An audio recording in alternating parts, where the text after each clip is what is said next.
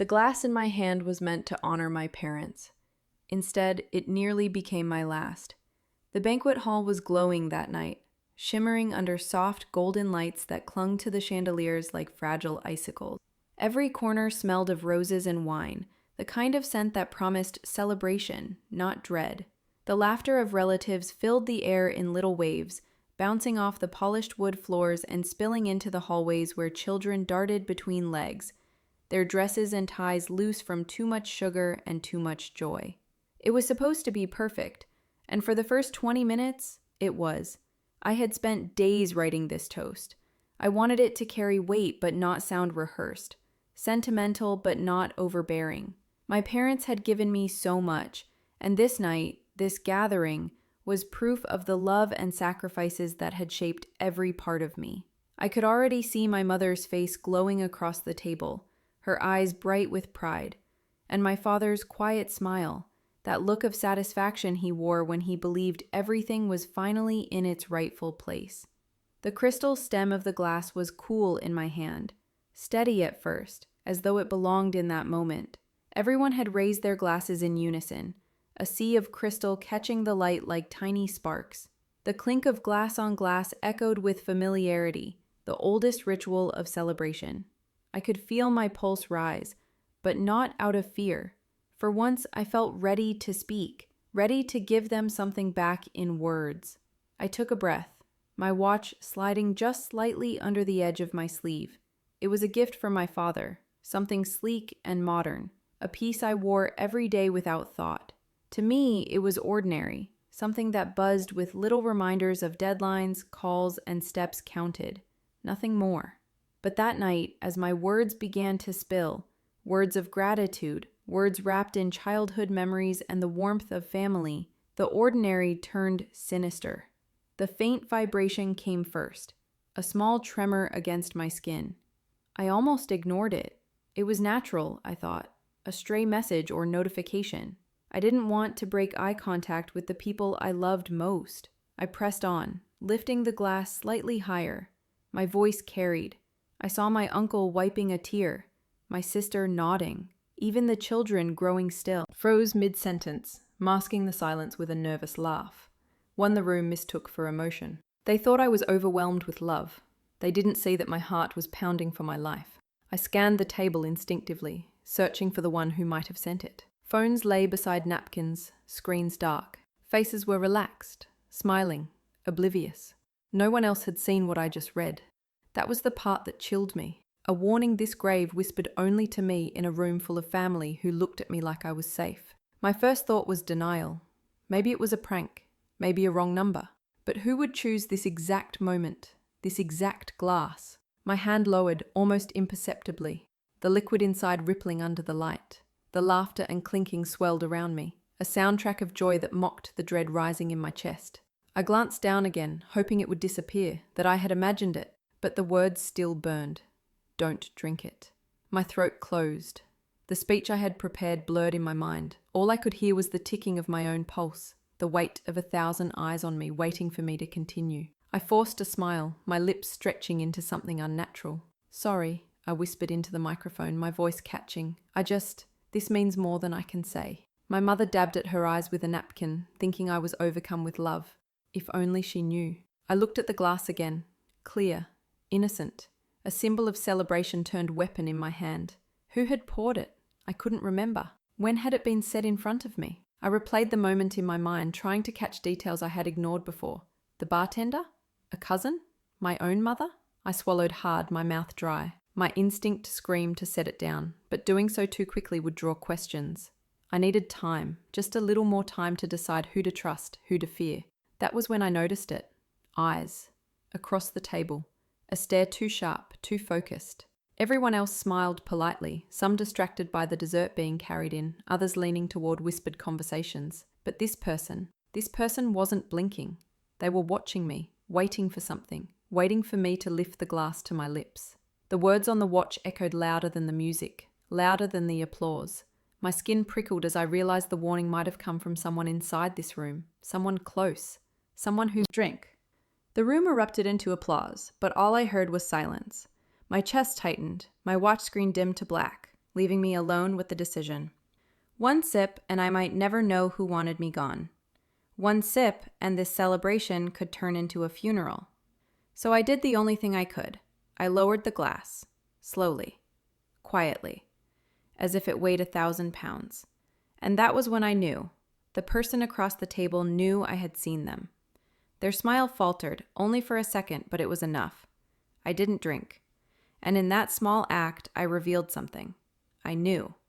That's when I saw it. One relative, their gaze locked on me, their lips curving into the faintest, most dangerous smile I'd ever seen. It wasn't the words I read. It was the fact that no one else at the table even knew death had just entered the room. Applause was still echoing as I lowered the glass, the sound bouncing off the ceiling like a cruel kind of music. To the people around me, I was a daughter overcome with emotion, pausing mid-toast because my heart was full. They had no idea the reason my hand shook was not because of love, but because of terror. I forced another smile, the kind that hurts at the corners of your mouth, pretending the blur in my eyes was from tears of gratitude and not the sting of panic. I wanted to scream. I wanted to shout out the words that had just burned themselves into my mind. Don't drink it. But what would that do? Would anyone believe me? Or would they laugh it off as nerves, a misunderstanding, maybe even a cruel joke I had created in my own head?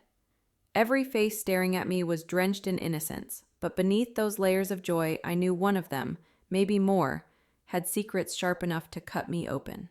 The absurdity of it struck me for a fleeting second. Here we were, gathered for love, for family, for my parents, and here I was caught in a silent war no one else even knew existed. Around me, glasses clinked. Laughter grew again. Someone reached for bread, someone else asked for wine. Life carried on, blind to the fact that my own had been marked with an invisible target. I lifted my glass slightly, pretending to be poised for another sip, buying myself seconds I didn't know how to use. I looked down at my watch again, almost desperate for a follow-up. Lost. So I pressed my fingers tighter around the stem of the glass and continued with my toast, my words shaking in my head, but steady enough to pass. I thanked my parents for their sacrifices, for their patience, for teaching me what love meant. The audience heard love in my voice, but beneath the surface, my own thoughts screamed, "Who wants me gone? And why?" As I spoke, fragments of memory surfaced. The drink, who had poured it? I tried to recall. When had the glass been set in front of me? I remembered reaching for it absent-mindedly, not thinking twice. There had been so many hands that night, servers, relatives, friends. Anyone could have touched it. My stomach tightened with the realization that the danger wasn't just near, it was already in front of me, inches from my lips, disguised as celebration. I looked again at my mother. She was smiling, her eyes glistening, clutching my father's arm as though the sight of me giving this speech had completed her. I wanted to believe she couldn't possibly be part of this. But then I remembered the whisper I thought I had heard earlier in the evening, when she leaned close to someone at the edge of the table. I had dismissed it as nothing. Now I wasn't so sure. My heart was thundering against my ribs, a drumbeat that made it harder to hear the words spilling from my own mouth. I thought of my father, too. He was quiet, always watchful, the kind of man who carried secrets in the curve of his smile. His eyes met mine across the room, calm, steady, but instead of comfort, it filled me with unease. Could he know something I didn't? Could he have orchestrated this moment that everyone else thought was filled with joy? The applause rose again as I ended my toast. Chairs scraped the floor as guests stood, raising their glasses higher. Everyone drank. Everyone but me. My lips brushed the rim, but I didn't let the liquid touch my tongue. The golden wine reflected the lights above, glimmering like bait. It felt like a performance no one realized they were part of. I was the actress, trapped in a script written by someone else, and the audience cheered, oblivious to the knife waiting in the wings. I lowered my glass discreetly. Crystal should feel heavier than celebration should ever be. Around me, chatter swelled again as if nothing had happened, as if no one else had noticed the crack in the moment. But I had. And now I couldn't unsee it. That smirk. It lingered in my mind like a fingerprint burned into glass. 1 second, maybe less, but enough to chill me. It hadn't been the full grin of joy everyone else wore. it was smaller, tighter, the kind that curved at the corner like it was holding back the truth. I scanned the table again, heart hammering, my eyes moving too quickly over familiar faces. To anyone else, it was family. To me now, it was a room full of suspects. My uncle leaned back, telling an old story that drew laughter from the far end of the table. He was harmless, or maybe that's what he wanted us to believe. My aunt busied herself straightening the cutlery that didn't need straightening, fussing with perfection as she always did. My sister glanced at her phone under the table, thumbs moving quickly. Too quickly. And then there was my cousin, head tilted, gaze flicking to me, lips pressed as though holding in words. I tried to steady myself by focusing on something ordinary. The way the candles flickered in their holders, the way the napkins had been folded like roses. But ordinary had been shattered the moment that message appeared. Now everything felt loaded, suspicious, like props in a stage play I hadn't rehearsed for. I reminded myself to breathe, to keep the performance alive. If they knew I knew, then I was already cornered. I lifted my fork, poked at the food, and pretended to listen as my father began speaking with the man beside him. His voice was calm, measured, as always, but in my ears it carried a different weight. I thought of the note on my watch, the unseen sender, and wondered, could it have been him? The thought twisted my stomach. It was easier to believe in shadows when they weren't wearing the faces of the people you loved. The smirk haunted me. I knew I hadn't imagined it. The way it flickered and vanished, like someone trying to savor my fear without letting anyone else see. My cousin's gaze locked with mine then, just for a moment, and I felt something tighten in my chest. There it was again. Not a smile this time, just a knowing look. It wasn't joy, it wasn't love, it was recognition. Arrived at my place setting. I replayed the moment in my mind. The waiter moving down the table, bottles clinking against crystal, hands pouring with mechanical rhythm. But had he poured mine? Or had someone else slid it closer while I was distracted? A detail slipped into my memory like a knife. A hand reaching across, too casual, nudging the stem into place. Whose hand? The image blurred, too fleeting to hold. My heart climbed higher in my chest. Across the table, my cousin whispered something to the person beside her. I leaned just slightly, pretending to fix my earring, and caught only a fragment. She didn't. The rest drowned in laughter and clatter, but the piece I heard was enough to pull me tighter into suspicion. She didn't what? I forced a laugh at something someone said, masking the way my mind spun faster. My hand brushed against the tablecloth, fingers trembling as I found the stem of the glass again. It was still there, still untouched, glowing like a trap, waiting for me to stumble. Then another detail struck me. The bottle. The one the server had been carrying earlier. I glanced toward the side table where empty bottles were stacked, ready to be replaced. One was missing. Only one. I hadn't noticed before, but now it burned in my vision. The missing bottle meant someone had taken it, hidden it, or poured from it without wanting anyone else to notice. And still, the smirk lingered. My cousin's head bent closer to mine as the room's attention drifted toward the band beginning to play at the far end. Her perfume was sharp, floral, overwhelming against the heaviness of the food. She didn't look at me at first, just pretended to be fixing her napkin, her voice low enough to get lost in the music. You weren't supposed to see that. The words slid out like a blade, too soft for anyone else to hear but sharp enough to slice through the noise. My stomach flipped, and for a second the room spun. I turned slowly, searching her face for humor, for irony, for anything that could soften the meaning. But her expression was smooth, her eyes unreadable. She leaned back just as quickly, smile plastered again for the world to see. And I realized with horror whatever game I had been golden liquid inside, catching the light like a trap disguised as treasure. Around me, my family celebrated, but inside I felt like I was surrounded by strangers, wearing the faces of people I had trusted my entire life. That was when I felt the tap on my arm, gentle, almost cautious. I turned, startled, and found my sister leaning close, her voice hushed under the noise. "You don't have to drink it." her eyes searching mine.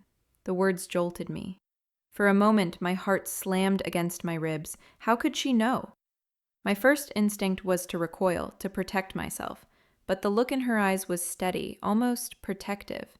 She gave me a faint smile, the kind that might have comforted me on any other day, but tonight it was laced with unease. Relief and suspicion battled inside me.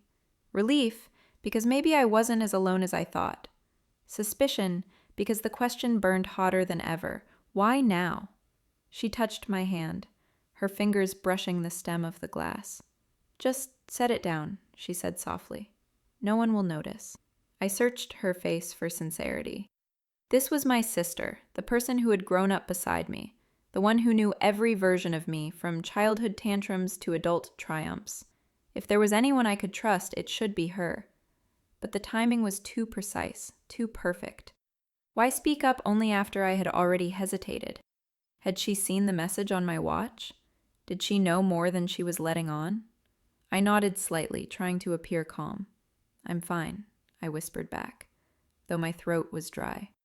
My smile widened for the crowd, who had turned their attention back to my parents, their faces glowing in the candlelight. The scene looked beautiful, serene, but it no longer felt like mine. My sister's hand lingered on my wrist. I mean it, she said firmly. Her tone was almost commanding, but softer than usual. A whisper meant only for me. She pulled her own glass closer, lifting it to her lips with ease as though nothing was wrong. I watched the wine slip past her smile, watched her swallow without hesitation. If the drinks were poisoned, why would she drink hers? Unless she already knew hers was safe. Unless she... Where no one could watch me.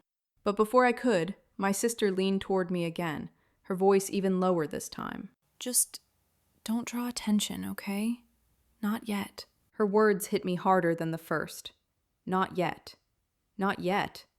Did that mean she knew something was coming? That there was a right time to react? A time she was waiting for? Or was it a warning that I was already in too deep? That I had to play along until whatever trap had been set revealed itself? I tried to focus on my plate, on the food I had no appetite for, just to anchor myself. But every bite around me sounded like a clock ticking down. My watch stayed silent, the screen black, as if its one message had been enough to change everything. I glanced at my sister's glass again. She had set it down beside mine, the rims nearly touching. I blinked, and something small and terrible caught my eye. Lipstick. My own glass, untouched, bore the faint trace of lipstick on its rim. But I hadn't taken a sip, not one. My hand froze.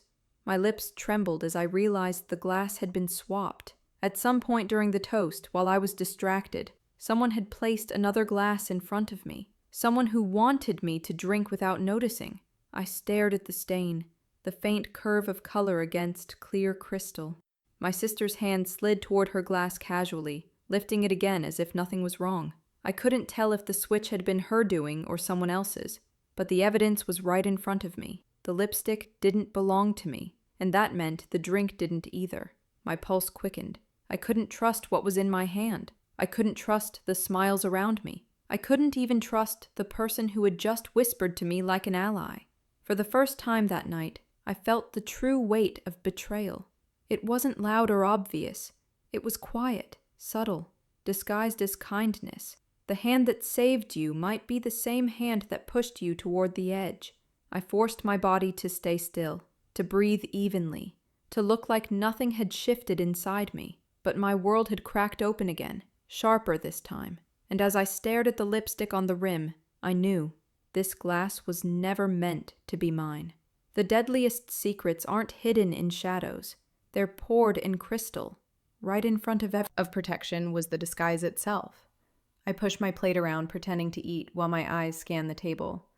Every smile, every gesture seemed calculated now. My uncle with his booming laugh, my aunt fussing over her necklace, my father leaning in close to whisper something to my mother. They were all so natural, so ordinary. But ordinary was where the danger lived.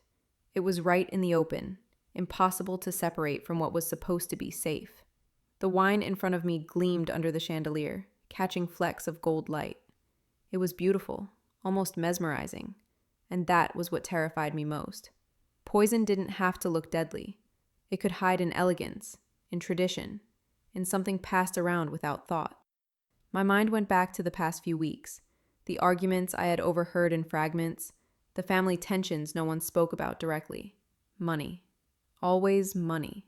The inheritance that hovered like a ghost over every family gathering. My parents had never been clear about their will, about how things would be divided, and I had always assumed it was out of love, not wanting to create divisions. But maybe the divisions had already begun, quietly, festering until tonight. I remembered one night when I had walked past the study and heard my parents' voices raised, sharper than usual. My mother had said something about fairness, and my father had responded with a flat, final, "It's already decided." When I entered the room, they stopped mid-sentence, their faces settling into practiced calm. At the time, I dismissed it as another parental argument, one of many I wasn't supposed to hear.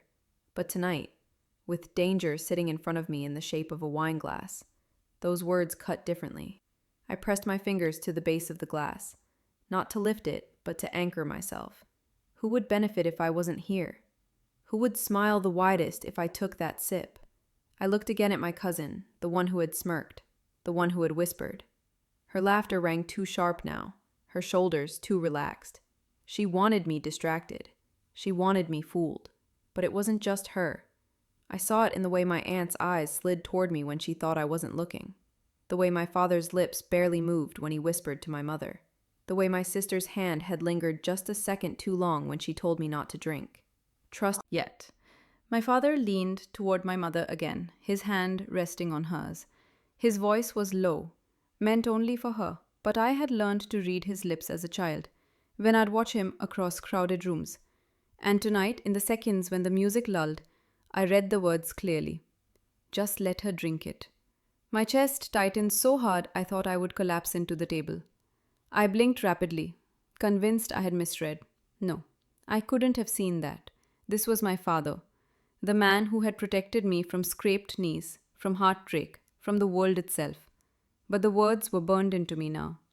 His mouth had formed them. His eyes had softened as he said them. And my mother hadn't flinched. She only nodded. A cold wave swept over me, so strong I had to grip the edge of the table to stay upright. Around us, laughter carried on. Forks scraped against plates, glasses clinked. But in my world, time had stopped. The two people I had trusted most in my life were now part of something unthinkable. I forced my body to remain still, my lips curling into another hollow smile, but my mind screamed. If my father wanted me to drink, if my mother agreed, then the glass in front of me wasn't just poisoned with chemicals. It was poisoned with betrayal. The celebration no longer felt like family. It felt like a stage, and I was the sacrifice. And the worst part was that no one else even noticed. My father's voice still echoed in my skull. Words that could not be unheard. Just let her drink it. Every celebration has two sides, the laughter in the dining room and the whispers in the kitchen. The air in the dining hall felt thinner after my father's words echoed inside my skull. Just let her drink it. They replayed over and over, twisting until I could hardly tell if I had really hurt them or if grief had poisoned my imagination. But my mother's subtle nod was proof enough. Whether it was true or a nightmare I couldn't wake from, I couldn't sit at that table any longer. My hand trembled on the stem of the glass, but I left it untouched, sliding it further away as if it burned to look at. Around me, laughter carried on, a soundtrack of lies, every sound now unbearable. I forced a smile, forced a laugh at a joke I didn't hear, then pushed. I pressed myself against the wall, unnoticed, watching the blur of uniforms moving around me. If I stayed here, hidden among the workers, maybe I could piece together the truth without eyes burning holes through me. I stepped deeper, weaving past trays stacked with dishes, my senses heightened, catching fragments of words I wasn't meant to hear. At first, they were ordinary. Requests for more wine, complaints about broken glasses, reminders to hurry. But then, just as I moved behind a shelf stacked with silver trays, I caught a sentence that froze me in place. She hasn't touched it yet. A man's voice, low and urgent. I couldn't see his face from where I hid, but his words rang louder than the clang of pans. "Someone's watching her too closely," another voice answered, a woman's this time. "We'll lose our chance if she doesn't drink." My breath caught, and I pressed a hand to my chest to keep it quiet.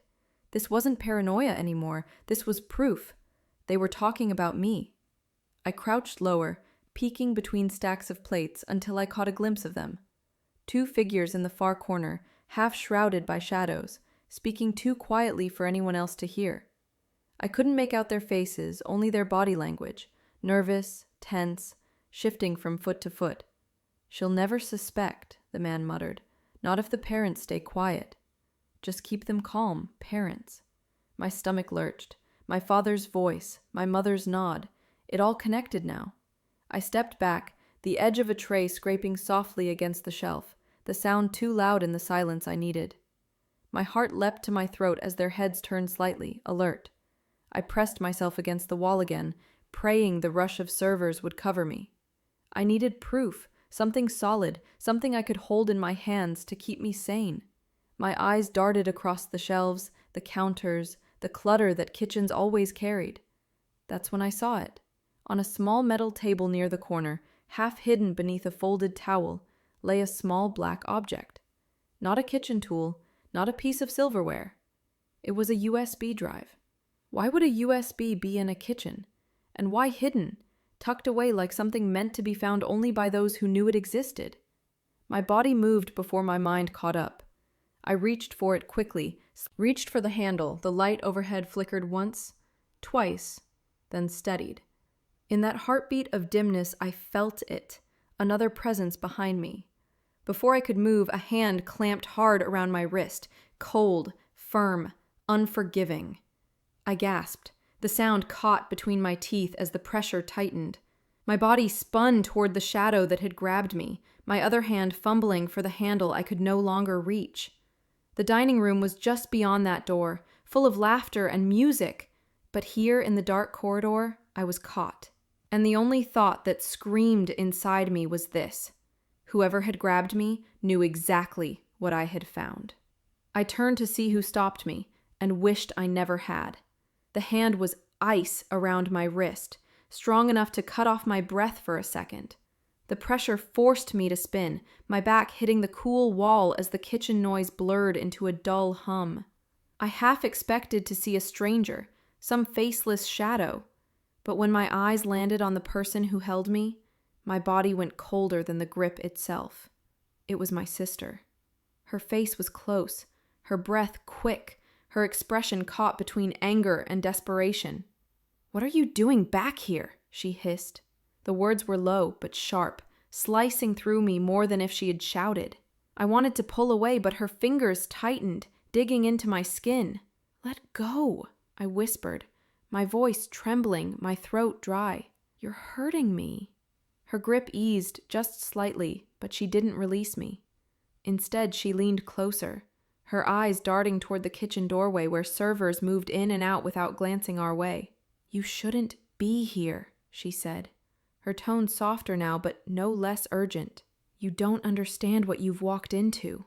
Panic surged hotter in me. "Then explain it," I demanded, though my words were barely above a whisper. "Because from where I'm standing, it looks like everyone wants me dead." Her jaw tightened. "You don't know everything," she said, glancing around as though the walls themselves might be listening. "Just don't make it worse for yourself." Her vagueness was worse than any answer. My stomach twisted as her words slithered deeper. Don't make it worse. As if something was already set. Pocket. She finally released my wrist, the ghost of her grip lingering like a bruise, and took a step back. Her eyes softened, her lips curving into a faint smile, as if to reset the mask before someone walked in. "Go back to the table," she urged quietly. "Don't let them know you're suspicious." Her words rattled around in my chest. Them. She didn't say anyone or people. She said them, which meant she knew. She was part of it. I wanted to ask her outright, to scream the questions tearing at me. But before I could, my watch buzzed again. The vibration shook me harder than her grip had. I glanced down instinctively, my stomach dropping as the screen lit up once more. They know you know. My breath caught, my eyes darting up instantly, searching for who had sent it. But all I saw was my sister's face, pale under the flickering light. She stared at me like she knew what I'd just read, like she had been waiting for it. The room spun. I stumbled back a step, clutching my dress where the USB weighed down my pocket. My sister's eyes flickered there, just for a second, and my chest squeezed tighter. Did she know I had taken it? Did she know I had heard the whispers about my parents? "I don't want to hurt you," she said softly, almost pleading now. "But you're making it impossible to protect." The word felt twisted, poisoned. Was this her idea of protection? Keeping me in the dark until I swallowed the truth, or the poison in my glass? I brushed past her, my shoulder hitting hers harder than I meant. The kitchen sounds rushed back into my ears, pots clanging, footsteps racing, voices calling out orders. I slipped through the chaos, desperate to reach the door, desperate to put distance between us. But as I opened it and stepped back into the golden glow of the dining room, I felt it instantly. The shift, the weight, the invisible eyes. Conversations faltered as I walked back to my seat. Or maybe it was my imagination, stretched so tight it was about to snap. But I could feel it. Gazes brushing against me, lingering too long. My cousin with her tilted head, my aunt with her downturned smile, even my father, whose steady stare felt like an accusation. I sat down, forcing my hands. Finally seen them. Sometimes the most dangerous thing isn't what you hear, it's realizing who is speaking. When I slipped back into the dining room, the weight of invisible eyes pressed harder against me than the velvet walls themselves. My glass still sat untouched on the table, lipstick gleaming faintly at its rim. I forced myself into the chair, but my body wouldn't relax. The air felt too thick, too staged. Every laugh, every glance, every raised glass carried new meaning. I told myself I couldn't stay in plain sight. If they knew I knew, as the message on my watch had warned, then staying at the table was a death sentence. I needed proof, something undeniable, something I could hold up like a shield when the moment came. When the band began another song and most of the family turned their attention toward the dance floor, I slipped away again, quieter this time, disappearing down one of the narrow hallways that led toward the back rooms of the hall. My heels made no sound on the thick carpet, and my heart pounded louder than my footsteps. The corridor branched left, and I stopped when I heard it. Not laughter, not music, voices, low, urgent, the kind that weren't meant for anyone else. I pressed myself against the wall, creeping closer inch by inch, the sound sharpening as I reached the heavy wooden door that was cracked just slightly open. "She didn't drink," a man's voice muttered, low and clipped. "She will," a woman answered quickly, her tone sharper, more controlled. "They always break under pressure." My breath caught. I recognized the voices instantly, and the recognition nearly buckled my knees. It was my aunt and my uncle. People who had sat beside me at countless dinners, who had hugged me at holidays, who had smiled at me just hours ago as though nothing was wrong. I wanted to storm in, to demand answers, but instinct forced me still. If I confronted them without proof, I would only be dismissed, or worse, silenced. So instead, I slid my phone from my pocket, hands trembling, and tapped record. The screen glowed faintly, capturing every sound, while my ear pressed closer to the crack in the door. "The money changes everything," my uncle continued, his voice shaking with frustration. Uncle cursed under his breath. "Then push harder." "It has to happen tonight." The phone shook in my hand, my fingers slick with sweat. I wanted to cry, to scream, to run, but the recording was all I had now. It was proof that I wasn't insane, that the danger wasn't in my head. These were voices of people I trusted, now plotting my end with the calm precision of business. The weight of betrayal pressed heavier than the danger itself. My childhood memories of summers at their house, of gifts unwrapped on Christmas morning, of long conversations that once felt safe, all of it cracked and bled under the truth that they had been smiling while sharpening the knife behind my back. I swallowed hard, pressing myself tighter against the wall, praying my heartbeat wouldn't give me away. My hand tightened around my phone, the recording still running, capturing their words as if each one carved deeper into the air. The voices grew quieter as they moved further inside, their words fading, but the damage was done. I had proof. I turned, ready to slip back the way I came, my breath shaky but filled with the first trace of resolve. If I could get back to my seat unnoticed, if I could hold on to this recording, maybe I could survive the night. But just as I took my first step, my phone betrayed me. The screen lit up bright in the shadows, and before I could silence it, a sound tore through the hall, the sharp, unmistakable ring of an incoming call. The voices inside the room went dead silent. My blood iced over. My finger fumbled at the screen, desperate to silence it, but the sound echoed far too loud in the stillness. A chair scraped inside. Heavy footsteps moved toward the door. I froze, clutching my phone to my chest, my breath shallow, my mind screaming. And in that second, I knew. The game of watching from the shadows was over. They knew I was here. The room laughed. The music played, but every smile felt like a countdown. I moved back toward the dining hall with the weight of my phone still buzzing against my palm. The recording was tucked safely inside, but my secret no longer felt safe. The phone's ring had exposed me. They knew I was there, listening. My heart hammered as I slipped back into the golden light of the hall, the sharp scent of champagne cutting into me as though to remind. He turned toward me with his steady, unreadable gaze. He smiled faintly, as if welcoming me back. It should have been comforting, but instead it felt like an actor returning to the stage. His smile no longer reached me. The glass still sat in front of me, golden, innocent, waiting. I forced myself to laugh at something my aunt said down the table, my voice hollow but convincing enough to blend in. If anyone suspected I had been gone too long, no one mentioned it. The illusion of normalcy returned, but to me it felt like standing in the eye of a hurricane. The quiet before the storm tears everything apart. I glanced at my sister. She avoided my eyes now, sipping from her own glass, her movements too precise, too deliberate. My cousin whispered to someone beside her, shoulders shaking with laughter that seemed louder than the joke deserved. My uncle leaned back with his hand on his stomach, chuckling as though life had never tasted sweeter. But behind every laugh, I saw something else. A clock, ticking. A plan unfolding. The waiter appeared again, setting down fresh plates, and in the shuffle of napkins and silverware, something unexpected brushed against my hand. I froze. It was small, light, the texture of folded paper pressed into my palm. I slid my hand beneath the tablecloth, my pulse racing, and unfolded it slowly under the cover of shadows. My breath caught when I saw the words written there. Trust no one at this table. The letters were sharp, deliberate, carved into the page with force rather than grace. My hands shook as I read it again and again. Trust no one.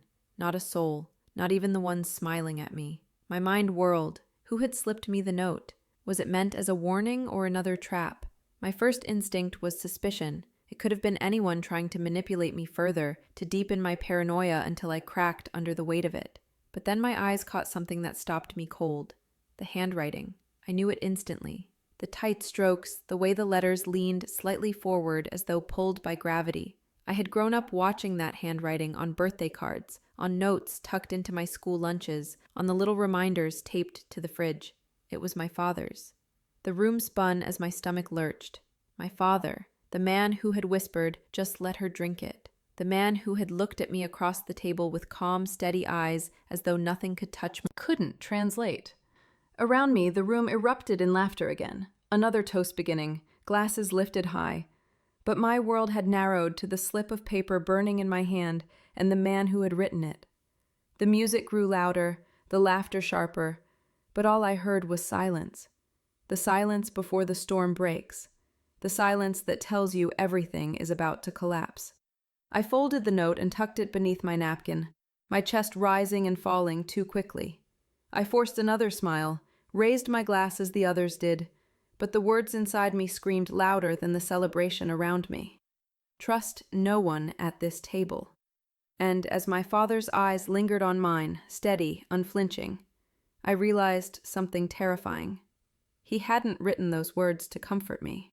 He had written them to warn me that my enemies weren't strangers. They were sitting right here, smiling, waiting for me to fall. The man who raised me had just warned me not to trust him.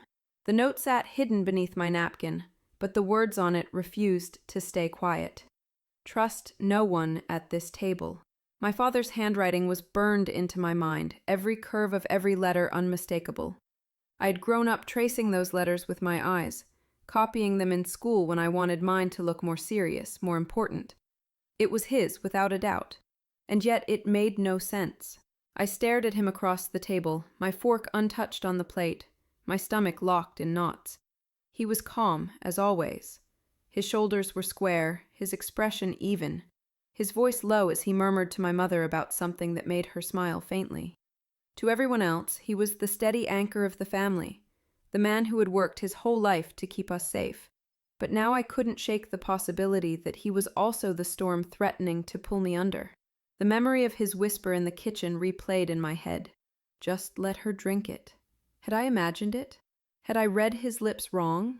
Or had he truly been telling my mother to let me swallow whatever danger lay in my glass? And if he had, why then slip me a note warning me of everyone at the table, including himself?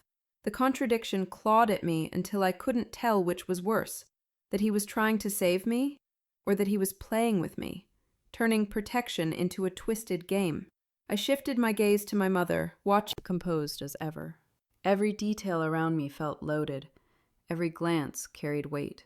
And sitting at the center of it all was my father, his presence heavier than any. I thought back to the arguments I had overheard in recent. My parents' voices raised in the study. The words about fairness, about things being already decided.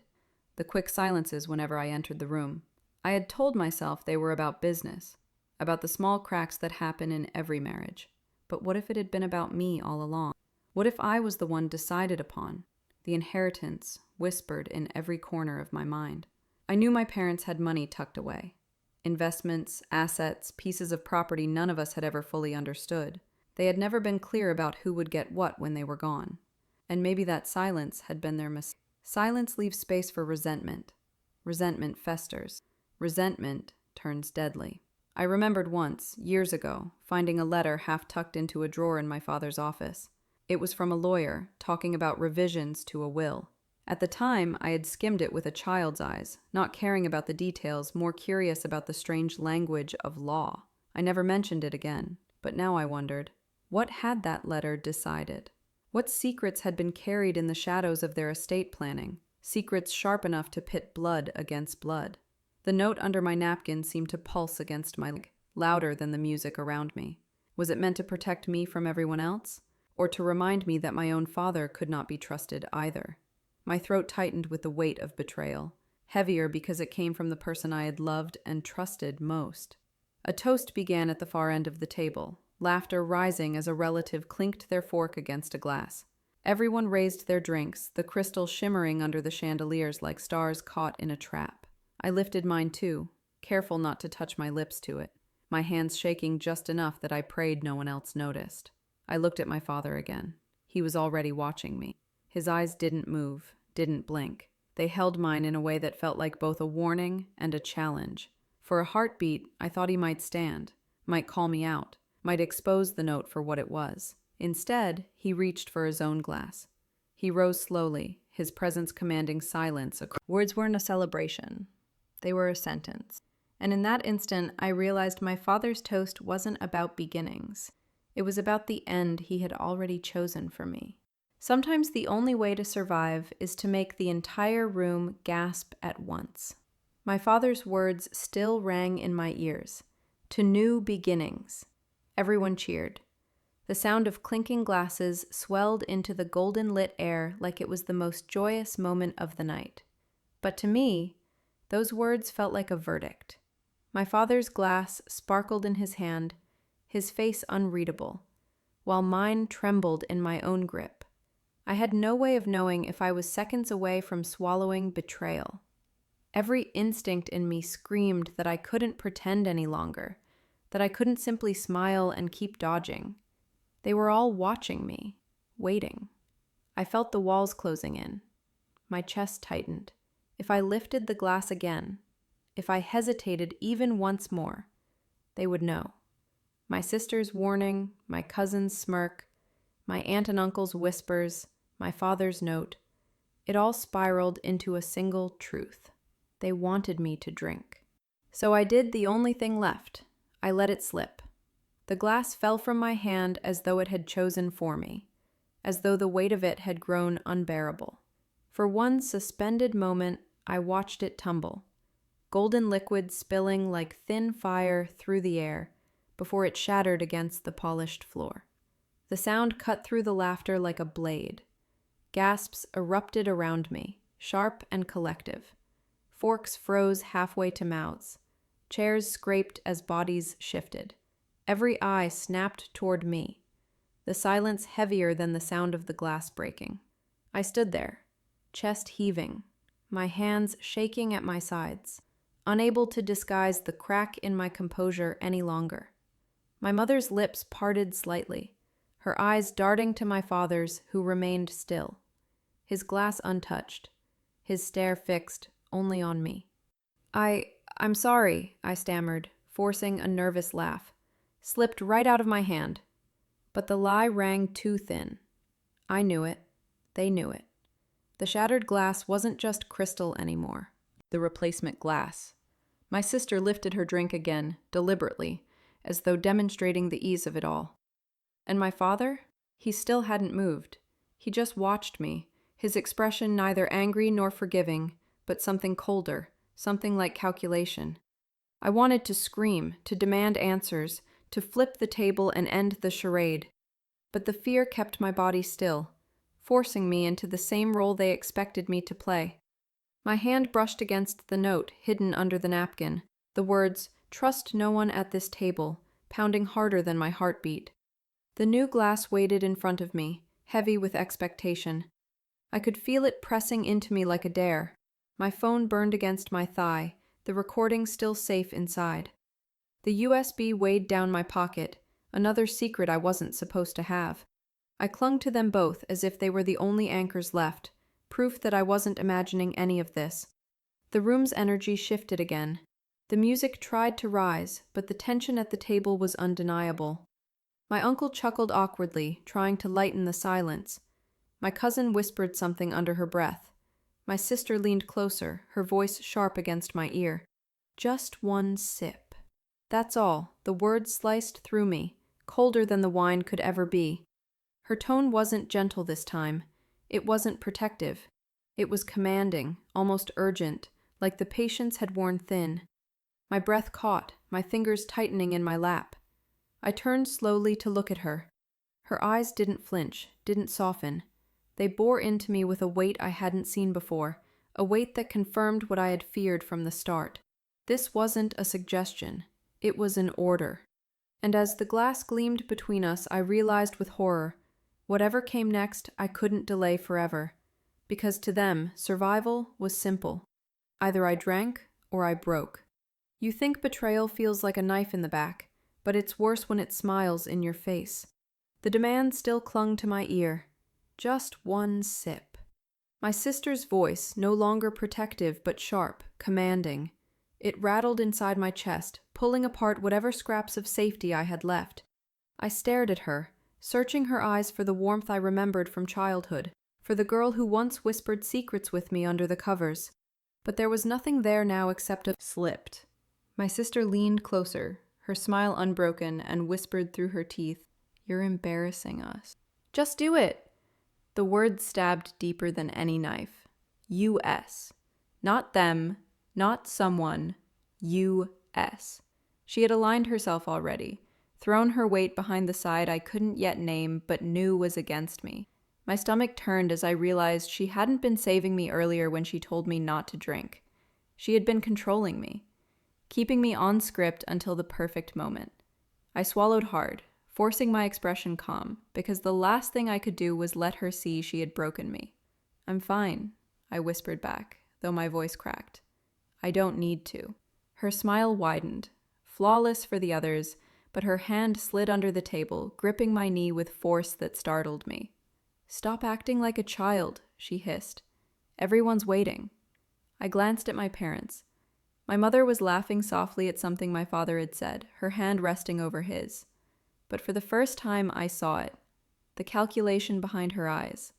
The way her gaze flicked toward me too quickly, too often, like she was checking to see if the trap had been sprung yet. My father's face was steady, but his stillness was no longer comforting. It was chilling. The tension coiled tighter. My cousin leaned forward, sliding the new glass slightly closer to me with a soft nudge, as if reminding me what was expected. My aunt adjusted her necklace, her lips twitching upward in a smile that felt more like satisfaction than joy. My uncle lifted his glass, his eyes never leaving me, his grin too sharp. They were all waiting. I wanted to scream at them, to rip away their masks and demand they show me who they truly were. But my voice was trapped, my body locked by the weight of every gaze.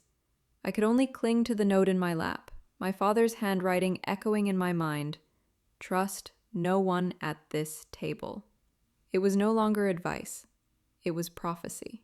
I shifted slightly, reaching for my phone beneath the table, my fingers brushing against the cold screen.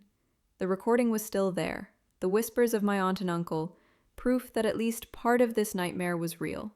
But even that didn't feel. Smiled at me, that same smile she wore now, and said, "One's always yours, darling." I hadn't thought anything of it then, but now the image twisted in my mind. The glass, the pour, the way her hand lingered just a second too long over the bottle. My stomach dropped as the present crashed back into focus. The watch on my wrist buzzed. I froze. My heart pounded so loud I thought the entire table must hear it. Slowly, carefully, I lowered my eyes to the glow against my skin. A new message. Not words this time. A photo. The image was grainy but unmistakable. My mother. Her hand tilted. The bottle angled just right, liquid pouring into a glass identical to the one in front of me now. My throat closed. My hands shook beneath the tablecloth. The mask was gone, and the truth sat there, undeniable, burning against my wrist. The hand that had once poured me milk at bedtime had poured poison instead. They thought they were watching me, but I was the one holding the proof.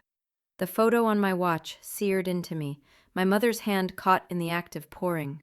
For a moment I forgot how to breathe. The woman who had tucked me into bed, who had kissed my scraped knees, was the same woman whose smile now hid something that could end me. My throat tightened, but I swallowed it down. Panic would give me away. Panic was what they wanted. I kept my face neutral, forcing myself to lift a fork and stab at food I couldn't taste. My hands moved, but my thoughts spun elsewhere, to the USB still hidden deep in my pocket, to the recording on my phone. Together they were a shield, maybe even a weapon. I didn't know what was on the USB, but the way it had been hidden in the kitchen told me enough.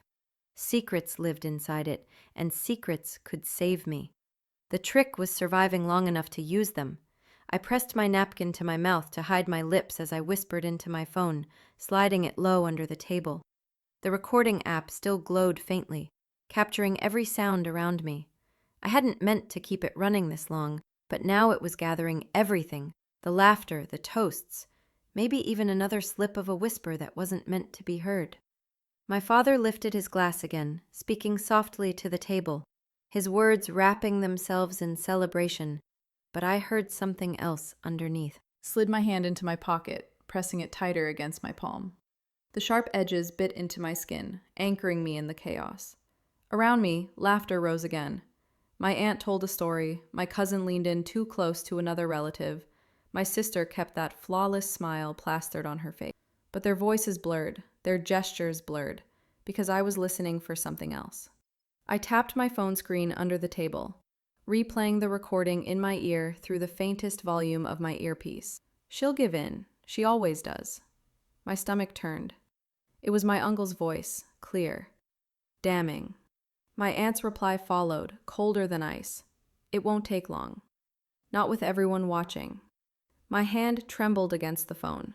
Proof, real proof. Enough to shatter their masks if I dared to use it. But if I revealed it too soon, I'd never make it out of this room. So I sat, silent, building my arsenal, holding my secrets close. The music swelled again, the band striking up something cheerful. Couples drifted toward the dance floor, pulling the spotlight away from me for the first time all night. My chest loosened slightly as attention scattered. I lowered my eyes, sliding the USB onto my lap, hidden beneath the folds of my dress. The small device sat there, heavier than it should have been. My fingers worked it open, finding the tiny port, my heart thudding as I wondered what would appear if I dared to connect it later. Documents? Photos? Videos? Proof so undeniable it would tear apart the illusion forever? I pressed it back into my pocket just as quickly. Not yet. Timing was everything. When I looked up again, I caught it, the quick glance exchanged between my sister and my cousin, their eyes darting to me and then away too fast. They knew something. Or worse, they suspected I knew. I sat straighter, my face calm, my body language controlled. Inside, every nerve screamed. And then, silence. Not real silence. The music still played, laughter still echoed. But the kind of silence that wraps around you when you realize you've become the center of gravity in a room. One by one, the conversations at the table slowed. My aunt's voice faded mid-sentence. My uncle set down his fork too deliberately. Silence at the table was suffocating. Their eyes pressed into me, a collective weight I couldn't shrug off. My fork sat untouched. My napkin clenched so tightly in my hand that the note inside it crumpled beyond recognition. Trust no one at this table. My father's handwriting echoed in my head, but the warning had already turned into prophecy. They were all staring because they already knew. I wasn't playing along anymore. I could have kept pretending, smiled, raised my glass, let them think I was still trapped in the role they had written for me. But the recording on my phone, the USB in my pocket, the photo on my watch, they burned inside me. Secrets clawed at my chest, demanding release. And for the first time all night, I felt something stronger than fear. Anger. I pushed my chair back slowly. The scrape of wood against the polished floor cut through the music, through the laughter, through everything. The band faltered. Conversation stuttered into silence.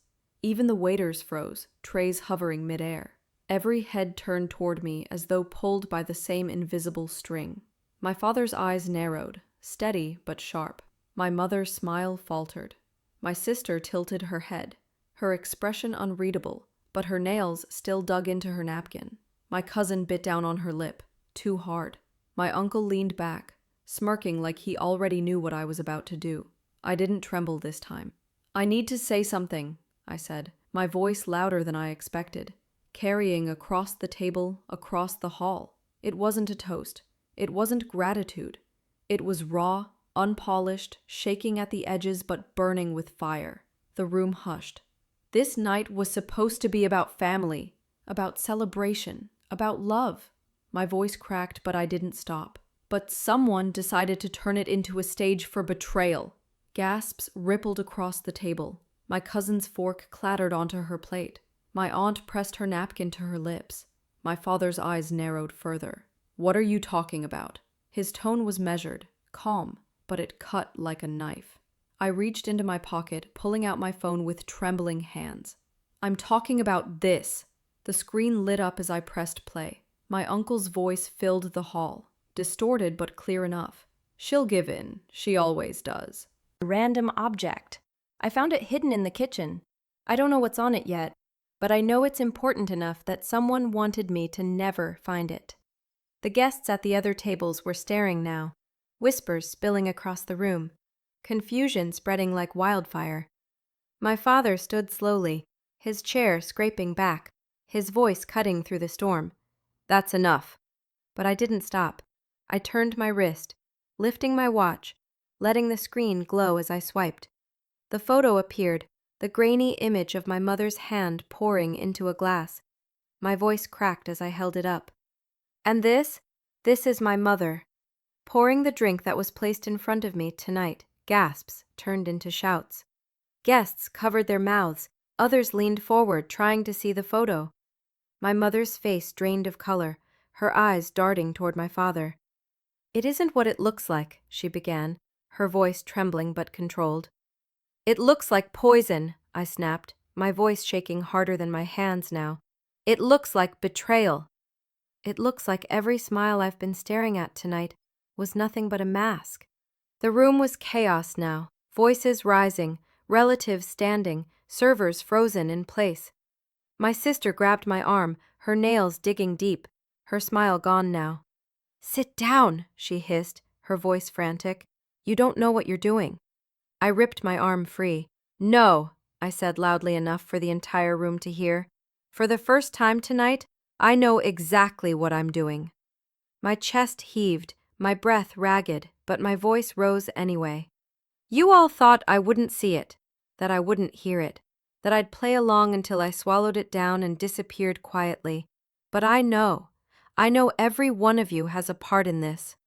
My cousin stood suddenly, her chair crashing back. "She's lying," she shouted, her voice shrill, desperate. "She's paranoid. She's making it all up." "Then why did you whisper you weren't supposed to see that?" I shot back.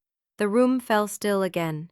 My cousin's face froze, color draining as eyes swung toward her. The tension was unbearable. It pressed into me, into them, into everyone who had been waiting for this night to be nothing but joy. The band had stopped playing entirely, Went silent, and in that instant I realized the confrontation wasn't over. It had only just begun. The toast that began as love ended in truth, and truth is never swallowed quietly. The chandelier above glowed too bright, its crystals catching the golden wine in my mother's hand as if the universe itself wanted to spotlight this single, fragile moment. The air was thick, heavy with perfume and fear.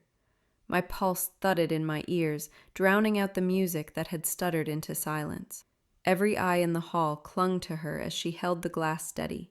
Guests leaned forward, whispers rising like nervous static, the smell of spilled champagne and roses mixing into something sour.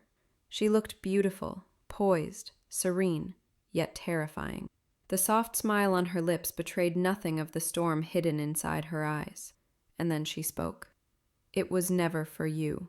The words hit me harder than a slap. My knees wobbled, my chest seized, my throat closed. My voice cracked as I forced sound through it. "What?" Her eyes stayed locked on mine, calm, almost pitying. "The glass wasn't yours to fear. It was his." The room gasped, heads whipping toward my father. He hadn't moved, hadn't blinked, his hands flat against the polished table as though anchoring himself. His face, usually a fortress of calm, cracked. His lips parted slightly, but no words came. My mother set the glass back down in front of him, slowly, deliberately. "It was always meant for you." The hall erupted. Gasps, whispers, a few shrieks from distant relatives who hadn't followed the game until now. My cousin pressed a hand to her mouth. My aunt shook her head. My uncle's smirk twisted into something ugly. My sister stared between them all, her mask finally faltering, her breath shallow. And me? I felt the floor tilt beneath my feet. All night I had believed I was the target. The text on my watch, the whispers, the smirks, the lipstick stain. Every clue had pointed to me. But now, as the truth cracked open, I saw the design of it, the diversion. I had been bait. My fear had kept the spotlight off the real play. The poison wasn't for me. It was for my father. I staggered a step back, my voice shaking. "Why him?" My mother— "You know what it's like to grow up second, to know you'll never matter as much? He promised me, too. And then he gave it all to you." Her words sliced deeper than the rest. My chest squeezed, my eyes burning. All the years I had thought her distance was jealousy or moodiness. It had been betrayal blooming quietly in her shadow. My father finally spoke, his voice breaking through the storm. "Enough." But the word didn't land with authority. It landed with desperation. He stood, his chair screeching against the floor, his hand trembling as it reached for the glass. "No," I whispered, too soft at first. My throat burned as I found my voice. "Stop!" The glass gleamed under the chandelier as his fingers brushed the stem. For a second, I thought he might accept it, that he might drink and end it all with a single swallow. Maybe guilt weighed heavier than life, but I couldn't let it happen. I lunged forward, my hand striking his wrist. The glass toppled, crashing to the floor in a shatter that echoed through the hall. Golden liquid spilled across the wood, pooling around the shards like sunlight turned sinister. Gasps tore through the guests again. I stood between my father and the table, my chest heaving, my hands shaking. "No more," I said, my voice trembling but louder than I had ever spoken in my life. "No more secrets whispered in shadows. No more poison hidden in glasses. If you want justice, then tell the truth, out loud, right now, to everyone here." Silence followed, heavier than the broken glass at our feet. My father's face was pale, his eyes hollow.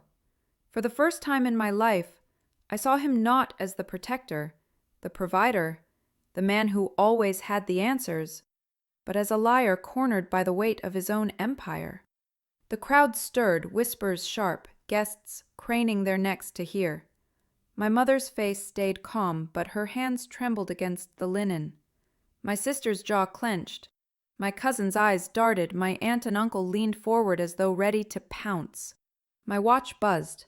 I glanced down, another message. The footage is backed up. Relief surged through me. The USB, the photo, the recording.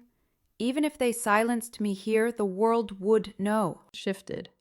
Not to them, to me. I drew in a ragged breath, my eyes sweeping across the table, memorizing every face, every flicker of guilt, every mask slipping under the weight of exposure. "This is what family looks like?" I asked, my voice shaking but loud enough for the entire. "This is what loyalty means? To smile, to toast, and to hide poison in a glass?" No one answered. I looked at my father one last time, his face pale, his empire crumbling in silence. Then I turned to the rest, my chest heaving, my voice raw. "If your own family raised a glass against you, would you still drink?" The chandelier flickered overhead. The silence cracked wide open, and the night ended not in celebration, not in death, but in truth. Exposed, undeniable, and unforgettable. If your own family raised a glass against you, what would you do next? Tell me below and share the moment you realized a red flag too late. Drop your theory on who was truly guilty and why. The best take gets pinned. If this kept you watching, hit subscribe and turn on notifications so you never miss the next unraveling. Share this with a friend who loves slow burn betrayals and courtroom-style showdowns.